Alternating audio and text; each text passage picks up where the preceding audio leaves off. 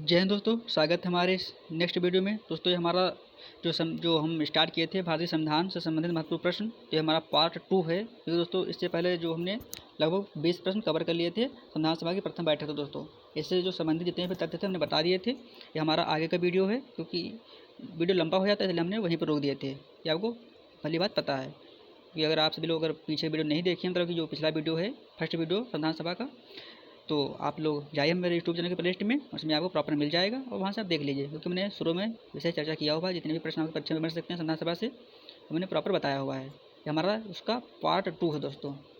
चलो जो जितने भी प्रश्न दोस्तों रह गए थे वहाँ से स्टार्ट करते हैं। तो हमारा पहला प्रश्न है प्रश्न नंबर 21 इस प्रकार से, मतलब कि इस लेक्चर का पहला प्रश्न है और कुल मिलाकर प्रश्न 21 है। तो प्रश्न नंबर 21 ये कह रहा है कि संविधान सभा की दूसरी बैठक की अध्यक्षता किसने की थी। हमने पहले प्रथम जो बैठक हुई थी उससे संबंधित जितने भी तथ्य थे हमने बता दिया था कि किसने अध्यक्षता की थी, कैसे की थी, क्यों की थी, कब हुई थी बैठक, हमने सब प्रॉपर बता दिया था, डिस्कस कर दिया था। तो आपको अगर आप नहीं देखे तो अब जाइए हमारे मतलब कि यूट्यूब चैनल प्लेलिस्ट में आप देख लीजिए, आपको प्रॉपर पता हो जाएगा। तो जो 21वां प्रश्न हमारा है कि संविधान सभा की दूसरी बैठक की अध्यक्षता किसने की, तो किसने की, तो कि डॉक्टर राजेंद्र प्रसाद ने दोस्तों। तो विकल्प नंबर 20 सही होगा। दोस्तों आपको पता है दूसरी बैठक कब हुई थी, दूसरी बैठक हुई थी 11 दिसंबर 1946 को। दोस्तों हम पहले बताए थे, अगर आप सभी लोग पहला वीडियो हमें देखे होंगे इस सेशन का तो आपको पता होगा कि हमने किस तरह आपको बताया है। क्योंकि आप सभी लोग उम्मीद है मतलब कि एक प्रकार से निवेदन है कि आप लोग नोटबुक लेकर बैठिए, क्योंकि कुछ फैक्ट जो हम एक्स्ट्रा बताएंगे जो इस पीडीएफ में नहीं है, तो आपको नोट करना साथ ही चलता हो चलना, क्योंकि हो सकता है कि प्रश्न वहाँ से आ जाएँ। तो ये आपको बाद में नहीं करना है कि आपके पढ़ाई से प्रश्न मतलब कि नहीं आए थे, क्योंकि हमें उम्मीद है कि आपको यहाँ से लगभग 80 प्लस प्रश्न देखने को मिलेंगे। 75 तो आप करने वाले आपको यहाँ से 80 प्रश्न देखने को मिलेंगे लगभग प्लस, क्योंकि जितनी लेवल आपके परीक्षा में आएंगे उसे कई गुना हम मतलब कि ऊपर लेवल लेके आपको पढ़ाएंगे। तो इसलिए आपको सिर्फ ध्यानपूर्वक पढ़ना है। तो प्रश्न हमारा क्या कह रहा है कि संविधान सभा की दूसरी बैठक की अध्यक्षता किसने की, तो अध्यक्षता किसने, डॉक्टर राजेंद्र प्रसाद ने की। तो आपको बता दें कि ये बैठक कब हुई थी। तो जो द्वितीय बैठक है संविधान सभा की 11 दिसंबर 1946 ईस्वी को हुई थी। कब हुई थी, 11 दिसंबर 1946 ईस्वी को द्वितीय बैठक हुई थी। जो द्वितीय बैठक दोस्तों हुई थी, जो चुनाव इलेक्शन हुआ उसमें एक प्रकार से डॉक्टर राजेंद्र प्रसाद को संविधान सभा के अध्यक्ष के रूप में चुना गया और उपाध्यक्ष के रूप में दोस्तों 2 सदस्य चुने गए थे। तो पहले कौन थे, पहले का नाम था H.C. मुखर्जी, हरेंद्र कोमर मुखर्जी, H.C. मुखर्जी, जो कि एक प्रकार से चुनाव का हुआ था। और एक थे फ्रैंक यंथोनी। कौन थे, फ्रैंक यंथोनी। आपको ध्यान रखना है फ्रैंक यंथोनी दोस्तों, बोल कर बता रहे हैं आपको, अगर समझ नहीं लिख रहे हैं तो समझ नहीं आ रहा तो बता रहे हैं बोल के, ये भी सुनना है आपको। कौन थे, फ्रैंक यंथोनी, जो कि क्या थे, वो थे मनोनीत सदस्य दोस्तों।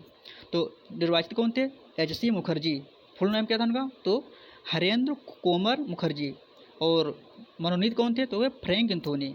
तो अध्यक्ष कौन चुने गए, तो डॉक्टर राजेंद्र प्रसाद चुने गए। उपाध्यक्ष कौन चुने गए, तो निर्वाचित थे तो H.C. मुखर्जी, और मनोनीत है तो फ्रैंक यंथोनी। अगर डायरेक्ट प्रश्न आ जाए उपाध्यक्ष कौन थे, तो अगर कोई विकल्प में है H.C. मुखर्जी और फ्रैंक यंथोनी तो दोनों हैं तो H.C. मुखर्जी लगाना है।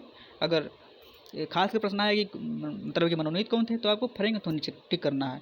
वैसे H.C. मुखर्जी को ही लगाना है। बाकी अध्यक्ष आपको याद रखना है, इंपॉर्टेंट प्रश्न है। तो डॉक्टर राजेंद्र प्रसाद ही संविधान सभा के अध्यक्ष थे। ये बेसिक से प्रश्न है, बट लोग आप दोस्तों बता दें बेसिक से प्रश्न ही आपकी परीक्षा में आते हैं, या टफ प्रश्न आपकी परीक्षा में नहीं आते हैं, क्योंकि आपका कोई PSC नहीं है। नेक्स्ट प्रश्न है कि संविधान सभा के सलाहकार कौन थे। दोस्तों यह प्रश्न दोस्तों बहुत ही महत्वपूर्ण प्रश्न है। यह प्रश्न आता ही आता है परीक्षा में। यह प्रश्न इस प्रकार भी आ सकता है कि संवैधानिक सलाहकार कौन थे, या फिर संविधान सभा के सलाहकार कौन थे। तो कौन थे, तो थे बेनिगल नरसिंह राव अर्थात BN राव। दोस्तों इनका पूरा नाम है बेनिगल नरसिंह राव, बेनिगल नरसिंह राव। यह पूरा नाम है, तो ये भी टिक करना है नहीं कि BN राव पढ़े हैं बेनिगल आ गया तो कन्फ्यूज हो जाए। किसी भी प्रकार से प्रश्न बन सकता है दोस्तों, तो आपको पहले से ही तैयार रहना है। तो संविधान सभा के सलाहकार कौन थे, तो थे BN राव अर्थात बेनिगल नरसिंह राव। विकल्प नंबर D। नेक्स्ट प्रश्न हमारा है उद्देश्य प्रस्ताव किसने पेश किया, किसने पेश किया था। तो उद्देश्य प्रस्ताव किसने पेश किया, तो जब दोस्तों पता है आपको, जब तीसरी बैठक हुई संविधान सभा की कब हुई थी, 13 दिसंबर। तीसरी बैठक कब हुई थी, 13 दिसंबर 1946 को हुई थी। ये भी आपको याद रखना दोस्तों, लगभग आपको प्रथम द्वितीय तृतीय बैठक को याद ही रखना थी कि कब हुई। पहले हमने बता दिया, पहली बैठक हुई थी 9 दिसंबर 1946 को, दूसरी हुई 11 दिसंबर 1946 को, तीसरी हुई 13 दिसंबर 1946 को। तो जो जवाहरलाल नेहरू जी थे, विकल्प नंबर B में दिए हुए हैं जवाहरलाल नेहरू, इन्होंने ही 13 दिसंबर 1946 को संविधान सभा में उद्देश्य प्रस्ताव पेश किया, जो कि कब 22 जनवरी 1947 को, मतलब कि प्रकार से संविधान का जो प्रस्तावना है इसका ही आधार है। ये भी आपको याद रखना है। जो मतलब कि इन्होंने पेश किया, इसमें टोटल 8 पॉइंट थे कि भारत को क्या बनाना है, भारत को फंडामेंटल राइट रखना है, भारत को संसाधन को बनाना है, किस प्रकार से इस प्रकार बात की गई थी। इसमें भारत को गणतंत्र बनाना है, इस प्रकार से इसमें पॉइंट टोटल 8 पॉइंट थे। अगर ये प्रश्न आ जाए कि जो जवाहरलाल नेहरू ने संविधान सभा में उद्देश्य प्रस्ताव पेश किया तो उसमें टोटल कितने पॉइंट थे, तो टोटल उसमें 8 पॉइंट थे, ये भी आपको ध्यान रखना है। और इस जो हमारे भारतीय संविधान की प्रेमबल अर्थात प्रस्तावना है, तो ये उद्देश्य प्रस्ताव का ही आधार है, जो कि कब बनी, 22 जनवरी 1943 को बनी, ये आपको ध्यान रखना है। तो उद्देश्य प्रस्ताव किसने पेश किया, बेसिक प्रश्न है, किसने पेश किया, तो जवाहरलाल नेहरू ने पेश किया। तो बेसिक था, बट यही प्रश्न तो आता है पेपर में आपके, ये भी ध्यान रखना है। नेक्स्ट प्रश्न है, प्रारूप समिति के अध्यक्ष कौन थे, दोस्तों प्रश्न आया हुआ है, कौन थे, तो कौन थे, डॉक्टर बी आर अम्बेडकर थे, ये आपको ध्यान रखना है। तो प्रारूप समिति टोटल 7 सदस्य थे, ये भी आपको टोटल, अगर आप नोट कर रहे साथ ही साथ तो नोट कर लीजिए। हम बता रहे हैं कि प्रारूप समिति में टोटल 7 सदस्य थे, मतलब थे, ये भी आपको ध्यान रखना हो सकता है। डायरेक्ट प्रकार प्रश्न बन जाए कि प्रारूप समिति में कितने सदस्य थे, तो टोटल 7 सदस्य थे, लेकिन अध्यक्ष थे doctor B are Ambedkar ji. और टोटल 7 सदस्यों में नाम क्या था दोस्तों, थे एक थे डॉक्टर अलादी कृष्णा स्वामी अय्यर, और एक थे कौन, एन गोपाल स्वामी अयंगर, और दोस्तों एक थे, उनका नाम था के मुंशी, और एक थे सर सैयद मोहम्मद सदुल्ला थे, और डीपी खेतान थे, जो जिनकी मतलब एक प्रकार से क्या था, एक प्रकार से त्याग पत्र दे दिया था। इनके स्थान पर आए थे कौन, इनके आधार पर आए थे एन माधव राव, और जो बीएल मित्रा थे, इनकी प्रकार मृत्यु हो गई थी, इनके स्थान पर आए थे कौन, इनके आधार पर आए थे टीटी कृष्णाचारी। तो ये आपके जो प्रारूप समिति थे वो में सदस्य थे, ये आपको ध्यान रखना दोस्तों। कौन कौन थे, अलादी कृष्ण स्वामी थे, और एन गोपाल स्वामी अयंगर थे, और सर सैयद मोहम्मद सदुल्ला थे, और के एम मुंशी थे, और टीटी कृष्णाचारी थे, एन माधव राव थे, डॉक्टर अम्बेडकर थे। इस प्रकार से टोटल आपके 7 सदस्य थे, आपको ध्यान रखना है। ये भी प्रश्न आ सकता है परीक्षा में कि 4 सदस्य दिए होंगे इसमें, और इसमें एक नहीं होगा, मतलब अलग से दे देंगे, और पूछा जाएगा इनमें से कौन सा सदस्य ऐसा है जो प्रारूप समिति का सदस्य नहीं है, या फिर ऐसा कौन सा सदस्य है जो प्रारूप समिति का सदस्य है, या फिर मतलब कि पूछा जाएगा टोटल सदस्य कितने थे, या फिर अध्यक्ष था इतने, मतलब कि इस प्रारूप समिति से इतने ही प्रश्न आपके परीक्षा में बन सकते हैं। तो भी मैंने डिस्कस कर दिया है, आप सभी को ध्यान रखना है। हमें उम्मीद है जितने भी मैंने सदस्य बताया आप लोग लिख लिए होंगे। नेक्स्ट प्रश्न है कि दिया गया प्रश्न है कि निम्नलिखित में कौन प्रारूप समिति का सदस्य नहीं था, कौन नहीं था, तो वही हैं बेनेगल नरसिंह राव बेन राव, क्योंकि ये जो थे संविधान के सलाहकार थे, संवैधानिक सलाहकार, जो कि एक सिविल सेवक व्यक्ति थे। तो ये जो प्रारूप समिति के सदस्य नहीं थे। अलादी कृष्ण स्वामी अयंगर, एन गोपाल स्वामी अयंगर, सर सैयद मोहम्मद सदुल्ला, ये सभी क्या थे, ये सभी प्रारूप समिति के सदस्य थे। आप सभी को ध्यान रखना है। एक बार फिर रिपीट कर दे रहे हैं कि प्रारूप समिति कितने सदस्य थे, ये प्रश्न आता है तो आपको ध्यान रखना है। पहले थे डॉक्टर बी आर अम्बेडकर, फिर थे अलादी कृष्ण स्वामी अय्यर, फिर थे प्रथम थे डॉक्टर अम्बेडकर, फिर थे अलादी कृष्ण स्वामी अय्यर, फिर थे एन गोपाल स्वामी अयंगर, फिर थे सर सैयद मोहम्मद सदुल्ला, फिर है के एम मुंशी, फिर थे टीटी कृष्णाचारी जो कि आए थे बीएल मित्रा की जगह पे, और फिर थे एन माधवराव जो कि आए थे किसकी जगह पर, वो आए थे किसकी जगह पर आए थे, वो आए थे बीएल मित्रा की जगह पर आए थे, नहीं सर डीपी खेतान की जगह पर आए थे। ये आपको ध्यान रखना दोस्तों। नेक्स्ट प्रश्न है कि संघ समिति के अध्यक्ष कौन थे, कौन थे दोस्तों। समिति प्रश्न दोस्तों, समिति प्रश्न आ जाते हैं। तो संघ समिति का अध्यक्ष कौन थे पूछा गया, तो प्रश्न है जवाहरलाल नेहरू, अर्थात 26 नंबर जो हमारा प्रश्न दिया गया, संघ समिति के अध्यक्ष कौन थे, तो थे जवाहरलाल नेहरू। यह सभी आपको याद रखना है, जवाहरलाल नेहरू ही संघ समिति के अध्यक्ष थे। नेक्स्ट प्रश्न है मौलिक अधिकार के अध्यक्ष कौन थे दोस्तों। यहाँ से 2 प्रश्न बनते हैं। पहला है उपाध्यक्ष आ जाए, तो उपाध्यक्ष थे JB कृपलानी जी। कौन थे, JB कृपलानी जी। JB कृपलानी वही है दोस्तों सुचेता कृपलानी के पति JB कृपलानी जी, जो कि फंडामेंटल राइट की जो उप समिति थी उसके अध्यक्ष थे। एंड ये पूछा गया कि डायरेक्ट पूछा गया कि अधिकार की समिति कौन थे, तो जो थे यहाँ पर इस प्रश्न का हमारा सही उत्तर होगा सरदार पटेल। यहाँ पर मतलब कि JB कृपलानी नहीं होगा, क्योंकि यहाँ पर ये नहीं पूछा गया है कि उप समिति की, यहाँ पर सिर्फ समिति पूछा गया है। इसलिए अभी आपको ध्यान रखना है, इसमें कन्फ्यूजन कुछ भी नहीं करना है, कि हमें आप सभी ये करना है कि आपको बिल्कुल क्लियरिटी होनी चाहिए, मतलब पेपर में प्रश्न आए डायरेक्ट उसको उत्तर कर पाए, मतलब कि सोचना ना पड़े कि क्या होना चाहिए उत्तर। और हमें उम्मीद है ऐसा होगा पेपर में, क्योंकि सभी लोग ईमानदारी पूर्वक वीडियो देख रहे होंगे, तो हमें उम्मीद है आप आसानी से कर पाएंगे। तो इस प्रश्न का हमारा सही उत्तर होगा कौन, सरदार वल्लभ भाई पटेल। तो कहाँ दिया गया, हाँ दिया गया विकल्प नंबर फर्स्ट में ही दिया गया है, सरदार पटेल ही इस प्रश्न का हमारा सही उत्तर होगा। नेक्स्ट प्रश्न है कि झंडा समिति के अध्यक्ष कौन थे दोस्तों। ये भी यहाँ पे 2 समितियाँ थी, एक उप एक समिति, तो यहाँ सिर्फ समिति पूछा गया, तो इसका प्रश्न होगा हमारा होगा डॉक्टर राजेंद्र प्रसाद। डॉक्टर राजेंद्र प्रसाद ही झंडा समिति का अध्यक्ष थे। अब यह प्रश्न आ जाए कि उप मतलब कि झंडा समिति की उप समिति जो थी उसके अध्यक्ष कौन, तो वहाँ पर JB कृपलानी ही टिक करेंगे। यहाँ पर कौन होगा, यहाँ पर राजेंद्र प्रसाद ही होगा, ये भी आप ध्यान रखेंगे। नेक्स्ट प्रश्न है कि संविधान सभा के में कितने वाचन हुए दोस्तों, ये पता होना चाहिए। टोटल कितने वाचन हुए दोस्तों, टोटल वाचन हुए थे 3। संविधान सभा जो हमारा है संविधान, तो संविधान सभा नहीं दोस्तों, यहाँ टाइपिंग में गलत हो गया दोस्तों, संविधान सभा नहीं है दोस्तों, संविधान होगा दोस्तों। संविधान सभा थोड़ा ना वाचन होता है, संविधान का वाचन होगा। तो संविधान कितने वाचन हुए, तो संविधान के टोटल 3 वाचन हुए। तो पहला वाचन हुआ था आपको, तो पहला वाचन स्टार्ट हुआ था, कब स्टार्ट हुआ था, पहला वाचन 4 नवंबर को स्टार्ट हुआ था और 9 नवंबर तक चला था। 4 नवंबर 1948 से 9 नवंबर 1948 तक, जो कि सबसे छोटा वाचन था।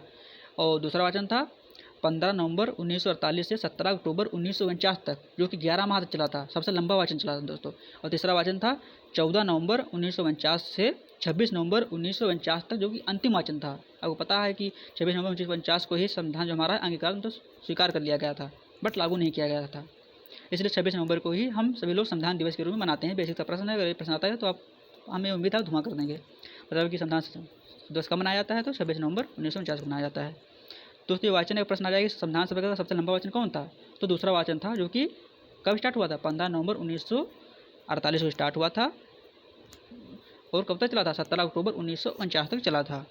तो 3 वाचन हुए थे, मैंने प्रॉपर आपको तेज बता दी है। मैं उम्मीद है आप सभी लोग नोट कर रहे होंगे, नहीं नोट कर रहे हैं तो आप 2 बार दिन में वीडियो देखेंगे, आराम से आपको याद हो जाएगा। जहाँ भी डाउट हो मैं उम्मीद है आप कमेंट करेंगे। तो इस प्रश्न का सही उत्तर क्या होगा, 3। नेक्स्ट प्रश्न है कि भारतीय संविधान कब स्वीकार ऑब्लिक अंगीकृत या फिर अधिनियमित, कुछ भी प्रश्न आता है तो इसमें आपको कन्फ्यूजन नहीं होना है, क्योंकि इसका जो हमारा उत्तर होगा 26 नवंबर 1949 ही, क्योंकि 26 नवंबर 1949 के ही हमारा संविधान जो है अंगीकृत या फिर अधिनियमित या फिर स्वीकार किया गया था। लागू किया गया था, लागू किया गया था 26 जनवरी 1950 को, जो कि विकल्प नंबर बी में दिया गया है। तो यहाँ पर हमारा सही उत्तर होगा विकल्प नंबर ए। नेक्स्ट प्रश्न है राष्ट्रीय ध्वज कब स्वीकार किया गया, कब किया गया दोस्तों, तो बेसिक सा प्रश्न है कब किया गया। इस प्रकार से प्रश्न बन सकते हैं परीक्षा में, तो हमें उम्मीद कर पाएंगे। तो 22 जुलाई 1947 को ही राष्ट्रीय ध्वज स्वीकार किया गया था। आप सभी लोग ध्यान रखेंगे। नेक्स्ट प्रश्न है कि भारतीय संविधान बनाने में कुल कितना रुपया खर्च हुआ। तो हो सकता है प्रश्न आ जाए परीक्षा में आपके, तो आपको मतलब कि पहले से पता होना चाहिए। तो इस प्रश्न का हमारा सही उत्तर होगा 63,96,729 रुपये कुल टोटल खर्च हुआ था। तो अगर ये विकल्प नहीं आता है तो इसके स्थान पर ये आ सकता है लगभग 64 लाख, क्योंकि 96,000 है तो इसको आप 64 लाख कर सकते हैं। मतलब कि लगभग कर एवरेज लगभग कितना, तो 64 लाख लगा। अगर ये आता है कि साफ साफ कि 63,96,729, तो आप आसानी से उम्मीद कर पाएंगे। तो भारतीय संविधान बनाने में कुल हमारा रुपया जो खर्च हुआ था तो 63,96,729। अब सभी लोग आप ही बताइए कमेंट करके कि भारतीय संविधान बनाने में कितना समय लगा था। हमें उम्मीद है इसका उत्तर आप कर पाएंगे, नहीं पता तो कमेंट कीजिएगा, बताएंगे। दोस्तों आपको बताना है, देखते हैं कि आप सब लोग कितने ध्यानपूर्वक वीडियो हमारा देख रहे हैं, क्योंकि दोस्तों ये आपके ही लिए है, क्योंकि आपको पता है कि आपको 75 अंक लाना है, तो इसलिए आपको कुछ भी आपको प्रश्न करना पड़ेगा। क्योंकि आपको इसलिए ये रही है कि सिर्फ 2x में वीडियो देखिए, आपको ध्यानपूर्वक सुनना पड़ेगा और साथ साथ ही नोट करना पड़ेगा। नेक्स्ट प्रश्न है कि संविधान को हिंदी भाषा में किसने लिखा। ये प्रश्न आ जाए, यह प्रश्न आ जाए संविधान को किसने लिखा, तो किसने लिखा था, तो इसका उत्तर बी आर अम्बेडकर नहीं होगा, इसका उत्तर होगा प्रेम बिहारी नारायण राजादा। क्योंकि जो अम्बेडकर साहब ने उन्होंने संविधान को बनाया था ना कि लिखा था, लिखा था को कौन लिखा था, जो ये प्रकार से सुलेखक कौन थे, सुलेखक थे प्रेम बिहारी नारायण राजा, जिन्होंने मतलब कि देवनागरी लिपि में मतलब कि संविधान को लिखा था अपने हाथों से। यानी कि दोस्तों ये एक शर्त थी, वो भी बता दें, आपको ध्यानपूर्वक सुनना है, जो इस प्रकार से इंटरेस्टिंग कहानी है। दोस्तों ये प्रेम बिहारी नारायण राजादा थे, वो शांति निकेतन से पढ़े हुए थे, तो इनसे इनकी जो राइटिंग है प्रकार से अच्छी बनती थी। इनको जब बुलाया गया मतलब संविधान लिखने के लिए, हैंड राइटिंग करने के लिए, तो इन्होंने एक शर्त रखी, पहली शर्त ये रखी मतलब कि हर मतलब पेज पर इनका नाम होना चाहिए, तथा पेज के अंतिम जो है संविधान सभा का संविधान का जो अंतिम पेज है उस पर इनके दादा का नाम होना चाहिए। इनके दादा का नाम था रामदास, से भी आपको ध्यान रखना है। अगर यह प्रश्न आ जाता है कि प्रश्न आएगा नहीं फिलहाल, कि अगर आ जाए कि प्रेम बिहारी नारायण राजादा के पिता दादाजी का क्या नाम था, तो था रामदास। तो ये शर्त थी कि हम हर पेज पर संविधान के हर पेज पर हमारा नाम होना चाहिए, तथा पेज के अंत में मतलब हमारे दादाजी का नाम होना चाहिए। तो संविधान जो सभा के सदस्य थे उन्होंने स्वीकार कर लिया और कहा आप आइए संविधान को लिखिए और आपका मतलब कि अपना नाम लिख लीजिए। तो ये रही इंटरेस्टिंग कहानी एक प्रकार से इस प्रश्न से। तो इस प्रश्न का हमारा सही उत्तर होगा प्रेम बिहारी नारायण राजादा ने ही मतलब कि संविधान को हिंदी भाषा में लिखा। और जो अम्बेडकर ने तो बनाया ही था, तो जनक ही संविधान के बाकी जो लेखक थे वो थे प्रेम बिहारी नारायण राजादा। ये आप सब ध्यान रखेंगे। और दोस्तों जो बसंत कुमार वैद्य थे दोस्तों, ये दोस्तों हमने लिख दिया यहीं पर। दोस्तों ये ध्यान रखना, प्रश्न ये आता है कि संविधान को इंग्लिश भाषा में किसने लिखा, क्योंकि उन्होंने तो हिंदी में लिखा था प्रेम बिहारी नारायण राजादा ने। लेकिन ये प्रश्न आता है कि अगर कि संविधान को अंग्रेजी भाषा में किसने लिखा, तो लिखा था उन्होंने कौन थे, बसंत कुमार वैध। ये भी आपको ध्यान रखना है। अगर ये प्रश्न आ जाए कि संविधान के जो पृष्ठ हैं, मतलब कि जो पेज हैं, उनको सजाया किसने, तो सजाया नंदलाल बोस और इनके साथियों ने। ये भी सभी लोग जो शांति निकेतन से ही पढ़े हुए थे। तो नंदलाल बोस जी जो हैं, इन्होंने ही जो जो आप सब देखेंगे, जो अगर आप उन्हें, तो गूगल आपके फ़ोन है ही है, तो आप गूगल पर डालिए मतलब कि संविधान का जो ओरिजिनल पृष्ठ है, तो इमेज में देखिए कि जो संविधान के जो पृष्ठ है, के चारों तरफ सजाया हुआ है। तो जो सजावट है संविधान सभा के पेजों पर, तो नंदलाल बोस ने ही किया था। तो ये 3 प्रश्न बन गए। पहला तो लेखक कौन है, तो प्रेम बिहारी नारायण आज़ाद हिंदी में लिखा, इंग्लिश में कौन लिखा, बसंत कुमार वैद्य ने, और सजाया किसने, तो नंदलाल बोस ने। ये भी आपको ध्यान रखना है। नेक्स्ट प्रश्न है कि प्रस्तावना आधार उद्देश्य का भी आ जाता है कि किस मतलब भाषा कहाँ से ली गई है। दोस्तों जो उद्देश्य की है, प्रस्तावना की भाषा कहाँ से ली गई है, तो भाषा ली गई है कहाँ से, तो भाषा ली गई है ऑस्ट्रेलिया से। ये भी ध्यान रखना है। और ये प्रश्न आता है कि विचार कहाँ से लिया गया है कि प्रस्तावना का, तो प्रस्तावना का विचार लिया गया है अमेरिका से। तो अगर विचार की बात की जाए कि प्रस्तावना का विचार कहाँ से लिया गया, तो अमेरिका हो जाएगा, भाषा आ जाए तो ऑस्ट्रेलिया हो जाएगा। तो ये भी आपको ध्यान रखना है। नेक्स्ट प्रश्न हमारा है कि प्रस्तावना को संविधान का परिचय पत्र किसने कहा। दोस्तों कथन है इस प्रकार से, तो संविधान का जो प्रस्तावना है, जो कि 13 दिसंबर 1946 को देश का जवाहरलाल नेहरू ने पेश किया था, जो कि 22 जनवरी 1947 को प्रस्तावना के रूप में स्वीकार किया गया था। तो आपको ध्यान रखना है। तो प्रस्तावना है वो संविधान की परिचय पत्र किसने कहा, तो कौन है, वो है एन.ए. पालकीवाला। एन.ए. पालकीवाला ने ही संविधान की जो संविधान का प्रस्तावना है प्रेम्बल, तो उसको परिचय पत्र कहा। और जो ठाकुर भार्गव प्रसाद हैं, उन्होंने कहा कि जो संविधान जो प्रस्तावना है वो संविधान की आत्मा है। क्या है आत्मा, ये भी इंपॉर्टेंट प्रश्न है। प्रश्न आ जाए कि प्रस्तावना को संविधान की आत्मा किसने कहा, तो ठाकुर भार्गव प्रसाद ने कहा। अगर यह प्रश्न आता है कि प्रस्तावना को जन्म पत्री किसने कहा, तो वो कहा था के मुंशी ने। तो सबने प्रश्न याद हो गया आपको। तो दोस्तों प्रश्न से हम 40 लेकर आए, लेकिन इस 40 प्रश्नों में आपको लगभग 100-150 प्रश्न हो जाएंगे। हमें उम्मीद है अगर आप ध्यानपूर्वक सुन रहे होंगे एक एक बात हमारे, तो आप आसानी से अच्छे अंक हासिल कर सकते हैं। तो प्रस्तावना को परिचय पत्र किसने कहा, तो एन.ए. पालकीवाला। प्रस्तावना को आत्मा किसने कहा, तो ठाकुर भार्गव प्रसाद ने। और प्रस्तावना को जन्म पत्री किसने कहा, तो के मुंशी ने कहा। ये भी आपको ध्यान रखना है।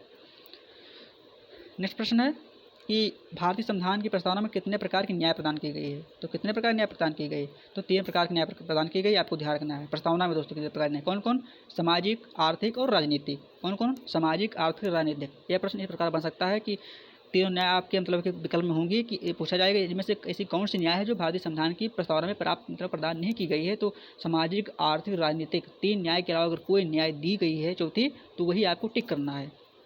कौन, सामाजिक, आर्थिक, राजनीतिक। ने कई बार बता दिया है, हमें उम्मीद आपको याद हो गया होगा। तो उस भारतीय संविधान जो प्रस्तावना है उसमें इतने प्रकार की न्याय दी गई है। अगर आपको पढ़ना तो अब जाइए गूगल पर डालिए प्रेम्बल, आप फिर इंडियन कॉन्स्टिट्यूशन, और आपको आ जाएगा। उसमें 3 प्रकार न्याय दी गई है, समाजवादी और वही सामाजिक, आर्थिक, राजनीतिक। ध्यान रखेंगे। नेक्स्ट प्रश्न है कि प्रस्तावना में अब तक कितने संशोधन हो चुके हैं। तो दोस्तों अब तक प्रस्तावना में केवल एक संशोधन हुआ है। वो भी कब हुआ था, वो भी हुआ था 42वां संविधान संशोधन 1976 में। दोस्तों तो सिर्फ एक ही बार हुआ था। और सिर्फ इस संशोधन के माध्यम से प्रश्न आया कि 42वां संविधान संशोधन के माध्यम से प्रस्तावना में कौन से शब्द मतलब ऐड कर दी, अर्थात जोड़े गए। तो कौन जोड़े गए, तो दोस्तों 3 शब्द जोड़े गए थे। उसका नाम 2 शब्द हैं, समाजवादी, पंथ निरपेक्ष और अखंडता। कौन कौन, समाजवादी, पंथ निरपेक्ष, अखंडता। अगर पंथ निरपेक्ष नहीं है तो धर्म निरपेक्ष, वो भी आपको चल जाएगा। इंग्लिश में सेकुलर धर्म निरपेक्ष को भी कहते हैं और मतलब कि पंथ निरपेक्ष भी कहते हैं। इंग्लिश के लिए सिर्फ एक शब्द सेकुलर, बाकी हिंदी में धर्म निरपेक्ष, पंथ निरपेक्ष अलग अलग शब्द यूज होते हैं। तो आपको ध्यान रखना है कि 42वां संविधान संशोधन 1976 के माध्यम से समाजवादी, पंथ निरपेक्ष और अखंडता शब्द जुड़े गए हमारे भारतीय संविधान की प्रस्तावना में। आपको बिल्कुल अच्छे प्रकार से याद रखना है, इसमें कोई डाउट नहीं रहना चाहिए। तो इस प्रश्न का सही उत्तर क्या होगा, एक ही बार हुआ था। नेक्स्ट प्रश्न है कि प्रस्तावना में 42वां संविधान संशोधन द्वारा कौन सा शब्द नहीं जोड़ा गया। दोस्तों ये प्रश्न क्या है ना, आपको पता होगा, मैं कई बार बताया है। तो समानता जो नहीं जोड़ा गया, बाकी समाजवादी, पंथ निरपेक्ष, अखंडता जोड़ा गया था। नेक्स्ट प्रश्न है कि किस वाद में सर्वोच्च न्यायालय ने प्रस्तावना को जो है संविधान का भाग माना है। दोस्तों इस जो हमारा संविधान जब लागू हुआ, जिसमें कई केस मतलब की प्रकार से विचार होने लगे कि जो हमारा जो प्रस्तावना है संविधान का भाग है या नहीं है, या मतलब कि आंतरिक भाग है या मतलब बाह्य भाग, या प्रकार भाग नहीं है, प्रकार से इस प्रकार से विवाद होने लगे। तो पहला हमारा जो केस गया था उसका नाम था बेरुबरी विवाद, जो गया था 1960 ईस्वी में। इसमें दिया हुआ है, यहाँ दिया हुआ है बेरुबरी विवाद 1960 ईस्वी में मतलब कि केस गया हमारे सुप्रीम कोर्ट में। पता है कि इस प्रकार के जो केस होते हैं, जो प्रकार से संवैधानिक मामले होते हैं, तो उसका जो केस होता है वो सर्वोच्च न्यायालय में जाता है, सुप्रीम कोर्ट के पास। क्योंकि उसका ये प्रारंभिक अधिकार मतलब कि क्षेत्र है वही अनुच्छेद 131 के तहत लगभग, हाँ अनुच्छेद 131 के तहत है दोस्तों। और जो आपको न्यायपालिका जब पढ़ाएंगे दोस्तों वहाँ पर हम कराएंगे दोस्तों। तो जब एक केस गया दोस्तों बेरोबरी विवाद, इसमें सर्वोच्च न्यायालय ने कहा कि जो हमारी प्रस्तावना है संविधान की तो संविधान का भाग नहीं है। आपको पता होगा कि जो हमारा 368 के तहत जो संविधान का संशोधन होता है, हमारे भारतीय संविधान में जो भी संशोधन होता है तो उसमें ये होता है कि जो भी संविधान का भाग उसमें तो संशोधन होगा, अगर जो संविधान का भाग ही नहीं है उसमें आप कहाँ से अमेंडमेंट कर देंगे, तो इस हिसाब से इसमें संशोधन नहीं हुआ। तो बेरोबरी विवाद जो गया 1960 में, जिसमें कहा गया जो प्रस्तावना है संविधान का भाग नहीं है, साफ मना कर दिया गया। लेकिन तत्पश्चात केशवानंद भारती वाद गया 1973 ईस्वी में, इसमें कहा गया जो प्रस्तावना है वो संविधान का ही भाग है। तो इसके माध्यम से दोस्तों जब भाग मान लिया गया तो इसी माध्यम से 42वां संविधान संशोधन हुआ और प्रस्तावना में 3 शब्द जुड़े गए जो हमने प्रॉपर बताया हुआ है, आपको पता है, ये पता है। तो आपको बताना है अगर ये प्रश्न आ जाए कि किस वाद में सुप्रीम कोर्ट ने सर्वोच्च न्यायालय ने कि प्रस्तावना को संविधान का भाग नहीं माना, तो बेरोबरी विवाद 1960 में, किस भाग में माना तो केशवानंद भारती वाद 1973 में माना। ये भी आपको क्लियर मतलब कन्फर्म आपको पता होना चाहिए। 19 प्रश्न दोस्तों LIC वाद 1995, इस वाद में सुप्रीम कोर्ट ने कहा था कि जो प्रस्तावना है संविधान का आंतरिक भाग है। अगर ये प्रश्न आ जाए कि किस वाद में सुप्रीम कोर्ट ने कहा कि प्रस्तावना संविधान का आंतरिक अर्थात इंटरनल पार्ट है, तो है LIC वाद 1995 में। ये आपको ध्यान रखना है, ऐसी रही केस से संबंधित बातें। नेक्स्ट प्रश्न है कि प्रस्तावना में कितने प्रकार की स्वतंत्रता प्रदान की गई है। दोस्तों कितने प्रकार की स्वतंत्रता प्रदान की गई है, आप सभी लोग कमेंट कीजिएगा। इसका उत्तर आप सभी लोग कमेंट बॉक्स में बताइए कि भारतीय संविधान में कितने प्रकार की, सॉरी भारतीय संविधान में नहीं, प्रस्तावना में जो प्रेम्बल है तो प्रेम्बल बताना, तो वैसे तो 6 प्रकार हो जाएगी, पहले 7 थी और अब 6 बची हुई है जो हमारा अनुच्छेद 19 में दिया हुआ है। लेकिन वो नहीं बताना, इसमें ये बताना है कि प्रस्तावना जो हमारा प्रेम्बल जो हम पढ़ रहे हैं उसको तो हम आगे पढ़ेंगे, जो हम पढ़ रहे हैं वर्तमान में प्रेम्बल, तो प्रेम्बल में कितने प्रकार की स्वतंत्रता दी गई है। तो आप सभी को इसका उत्तर आप सभी लोग कमेंट बॉक्स में बताइए। हमें उम्मीद है अगर आप सभी लोग ईमानदारी पर वो वीडियो देखे होंगे तो इसका उत्तर कर पाएंगे ईमानदारी से। अगर नहीं बताइएगा हम आपको तुरंत रिप्लाई करेंगे, इसका उत्तर कराएंगे। और मिलते हैं आपको नेक्स्ट वीडियो में, क्योंकि जो आपका फर्स्ट यूनिट है तो सब मेकिंग ऑफ द कॉन्स्टिट्यूशन तो वो भी हम करा दिए हैं, और संविधान जो सभा है वो करा दिए हैं, प्रस्तावना भी वो भी करा दिए हैं। नेक्स्ट जो हम कराएंगे वो तो कराएंगे जो आपके भाग पहला है राज्य क्षेत्र, और दूसरा जो भाग है नागरिकता, और तीसरा भाग है फंडामेंटल राइट मौलिक अधिकार। तो 3 भाग संबंधित जितने भी प्रश्न बन सकते हैं आपकी परीक्षा में वो प्रश्न लेकर आएंगे। इसी तरह दोस्तों जितने भी परीक्षा में आपके जो भी आपका पाठ्यक्रम लगा उसी हिसाब से दोस्तों हम आपको लगातार वीडियो प्रोवाइड कराते रहेंगे। आपकी रिस्पॉन्सिबिलिटी जो है कि आपको लगातार सिर्फ बने रहना वीडियो में और ईमानदारी पूर्वक अच्छे प्रकार से ध्यानपूर्वक मतलब ये देखना है। जो भी समझ में नहीं आया कमेंट कीजिए, उसका उत्तर हम बताएंगे। और जो भी आपको लगे कि इंपॉर्टेंट चीज़ है तो आप सभी लोग नोटबुक लीजिए और ये प्रकार से बनाइए संक्षिप्त नोट्स और आप उसको नोट कर लीजिए। और यह जो PDF आपको मिल ही जाए ग्रुप में, हमारे टेलीग्राम ग्रुप में। अगर नहीं जुड़े हैं तो जुड़ सकते हैं, हमने प्रॉपर पिछले वीडियो में बताया हुआ है, तो इसके माध्यम से जुड़ सकते हैं। तो मिलते हैं आपको नेक्स्ट वीडियो में नेक्स्ट टॉपिक के साथ। तब के लिए जय हिंद।